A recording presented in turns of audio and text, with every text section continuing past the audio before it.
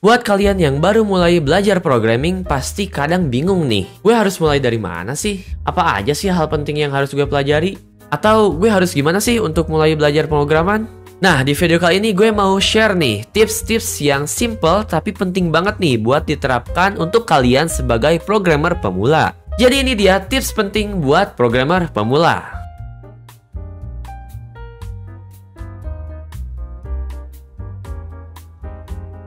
Yang pertama, ini teman-teman harus lakukan yaitu belajar Git sejak awal belajar pemrograman. Kalian pernah dengar Git? Git ini adalah salah satu VCS atau Version Control System yang memungkinkan kita untuk memanage project kita. Nah, menurut gue Git ini penting banget ya buat kalian pelajari sejak awal belajar pemrograman. Kenapa sih penting banget?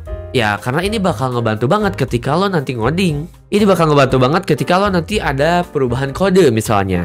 Dan ini sangat penting banget untuk kolaborasi tim.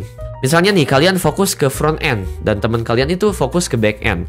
Nah, kalian tuh bisa kolaborasi menggunakan Git. Bayang deh kalau misalnya kita nggak pakai Git, itu ribetnya minta ampun pasti. Misalnya nih, kalian itu sebagai front end harus kirim file ke back end dan begitu pula sebaliknya. Itu sangat-sangat memakan waktu ya untuk sekedar mentransfer project. Nah, makanya untuk memudahkan kolaborasi antar tim, kalian wajib mempelajari yang namanya Git nih sejak awal mulai belajar pemrograman. Mulai aja dulu dari dasarnya, kayak misalnya commit, push, pull, sama nanti belajar bikin branch untuk kolaborasi. Git ini juga bisa diibaratkan sebagai mesin waktu lah untuk project kalian. Jadi kalau misalnya kalian lagi ngoding nih, ngoding, dan tiba-tiba ada error, nah kalian tuh bisa balik lagi nih ke yang sebelumnya, tanpa harus merubah seluruh projectnya. Jadi cuman balik lagi aja nih di bagian yang salahnya itu, di bagian yang errornya, kayak gitu.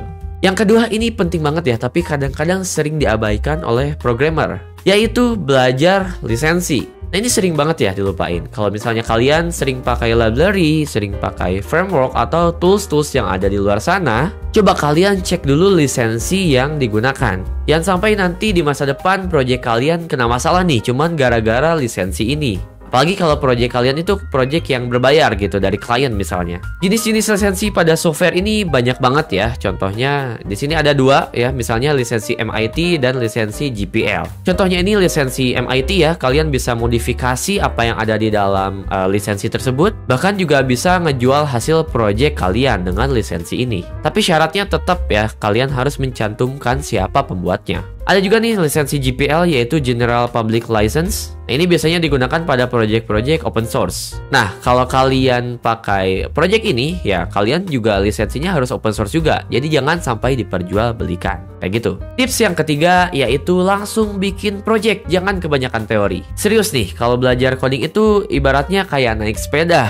Ya, kalau misalnya kita belajar teori terus, belajar gimana sih cara naik sepeda? Ya nggak bakal bisa kalau kita nggak naik sepedanya langsung gitu. Sama juga dengan pemrograman. Kalau misalnya kita terus aja nonton tutorial atau baca-baca artikel, baca modul pemrograman, ya kita bakal nggak bisa-bisa gitu karena kita nggak praktek. Makanya di tips kali ini gue saranin kalian buat coba bikin project kecil-kecilan aja, nggak usah yang terlalu besar. Untuk awal-awal kalian bisa bikin project to-do list, misalnya project kalkulator sederhana atau project website portofolio pribadi. Nah, nantinya ketika praktik langsung bikin project, teman-teman bakal banyak banget belajar hal baru. Misalnya nih, kalian nanti bakal belajar cara debugging ketika ada error misalnya. Lalu juga nanti kalian bakal belajar cara implementasi logika di dalam sebuah pemrograman. Lalu juga nanti kalian bakal terbiasa ya menggunakan Git kalau misalnya kalian projectnya menggunakan Git. Dan juga bakal terbiasa dengan text editor yang kalian miliki. Dan ketika bikin project itu kalian jangan takut salah ya. Justru kesalahan atau ketika nemu error ini nih yang bikin kalian berkembang. Gue saranin lo bikin project mulai dari yang lo sukai. Misalnya lo suka di web programming, nah lo bisa bikin website yang sederhana aja dulu, nggak usah yang gede-gede. Dan kalau misalnya kalian suka di mobile developer, ya kalian bikin aplikasi, misal pakai Kotlin atau pakai Flutter. Kalau misalnya Android, nggak perlu sempurna projectnya, yang penting kalian mulai aja dulu. Yang keempat ini, teman-teman harus fokus ke fundamental, jangan langsung loncat ke framework. Ini banyak banget ya yang melakukan, termasuk dulu gue sendiri juga melakukan ini. Sebetulnya ini kesalahan yang lumrah ya. Banyak banget di luar sana, dan salah satunya gue sendiri. yaitu belajarnya itu langsung ke framework ya, atau langsung pakai library kayak misalnya Laravel, React.js, dan lain-lain. Padahal kalau kalian nggak ngerti di fundamentalnya, nanti ketika di framework itu di tengah-tengahnya bakal ada kesulitan. Karena dari dasarnya aja nggak dipelajari, apalagi udah di atas-atasnya gitu. Nanti kalian bakal bingung sendiri di tengah jalan. Yamin deh. Jadi coba kalian kuatin dulu nih dasar-dasarnya, kuatin dulu fundamentalnya. Kayak misalnya kalian mau pakai React.js, coba kalian pelajari dulu yang namanya DOM di JavaScript. Atau kalian misalnya mau fokus ke framework Laravel, kalian harus pelajari PHP-nya dulu gitu, sampai sekiranya teman-teman paham basicnya. Baru setelah kalian udah paham fundamentalnya dan udah kuat nih logiknya, nah kalian bisa langsung masuk ke framework kayak gitu. Yang kelima, ini kalian harus ingat betul-betul, yaitu sintaks bukan segalanya. Kadang kita suka ada pemikiran nih, kita harus ngafalin sintaks. Gue jamin kalau kalian ngafalin sintaks, ya nggak bakal ada habisnya gitu. Karena sintaks di sebuah bahasa pemrograman pasti bakal banyak banget. Padahal nih guys, yang penting itu bukan sintaks ya, tapi logika pemrogramannya itu sendiri. Sintaks itu bisa dicari ya lewat dokumentasi websitenya, itu banyak banget. Kalian search di Google juga, misalnya sintaks PHP, ya itu muncul juga banyak gitu. Tapi kalau misalnya kita latihan logika, ya itu harus diasah sendiri gitu dengan pemikiran kita. Gak bisa kita searching kayak gitu. Makanya kita harus fokus ke logikanya, bukan ke sintaksnya. Jadi balik lagi ya, jangan fokus ke ngafalin sintaks, tapi fokus ke bagaimana cara menyelesaikan sebuah masalah menggunakan sebuah kode. Ada 3 tips tambahan lagi nih sebetulnya yang terkait dengan tips non-teknis. Yang pertama yaitu sabar. Nah, teman-teman harus sabar ketika belajar ngoding. Belajar ngoding itu nggak selalu mulus guys ya, itu perlu diingat.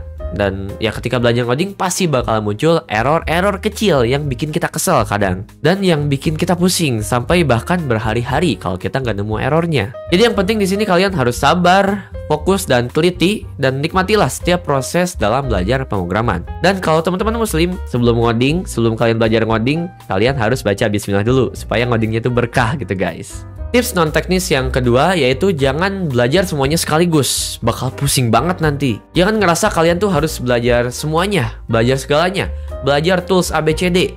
Itu nggak perlu sebetulnya. Coba kalian fokus ke satu tujuan dulu, pelan-pelan aja. Misalnya kalian punya keinginan untuk menjadi seorang full stack developer. Ya kalian coba fokus dulu ke awalnya itu HTML. Ya udah belajar satu dulu aja. Dan nanti kalian bisa upgrade ke CSS dan nanti bisa upgrade lagi ke JavaScript. Jadi coba kalian fokus ke satu tujuan itu dulu. Nanti kalian setelah merasa sudah menguasai satu tujuan tersebut, nantinya bisa mempelajari hal-hal lain yang ada di luar sana. Jadi untuk saat ini, untuk awal belajar, fokus aja ke satu dulu. Faktor non-teknis yang ketiga dan yang terakhir, coba kalian kendalikan stres. Belajar coding itu bikin stres ya, kalau kita memaksakan diri kita sendiri. Kalau kita nge-push terus untuk berusaha lebih keras. Jadi ya, coba kalian juga manage waktu, istirahat yang cukup, tidur yang cukup. Ya sesekali jalan-jalan atau olahraga gitu. Jangan sampai terlalu ambisius, malah nantinya capek ke diri sendiri. Nantinya kalian bisa capek fisik, bisa juga capek mental. Nantinya bakal berdampak buruk ke kesehatan kalian. Jangan sampai deh kita burn out ya gara-gara cuman belajar ngoding gitu. Jadi itu dia tips buat kalian yang baru mulai belajar pemrograman ya. Mudah-mudahan tips-tips ini bermanfaat dan bisa dijadikan referensi untuk kalian yang baru mulai dan masih bingung nih. Ngapain nih? Gue harus ngapain? Kayak gitu ya. Dan mudah-mudahan ini bisa jadi semangat ya untuk teman-teman belajar pemrograman. Dan kalau kalian yang mau belajar coding dan pengen jadi full stack web developer, kalian juga bisa belajar ya di kelas fullstack.id nih. Bisa pakai kode kupon KF YouTube ya buat dapat potongan yang gede. Ya silakan kalian kunjungi aja websitenya di sana. Nanti kita juga bakal ada sesi live mentoring mingguan. Nanti juga bisa kita ketemu di sana gitu ya. Jadi silakan daftar di kelas fullstack.id. Like video ini kalau suka dan silakan komentar kalau ada pertanyaan atau ada tips-tips yang lainnya. Boleh di-share juga di bawah. Share juga video ini ke teman-teman kalian supaya banyak yang mendapatkan manfaat dari video ini. Jangan lupa subscribe dan nyalakan lonceng notifikasinya supaya nggak ketinggalan video terbaru dari channel Codepolitan. Ya, jadi itu aja teman-teman tipsnya. Sampai jumpa di video selanjutnya dan penting jadi solusi.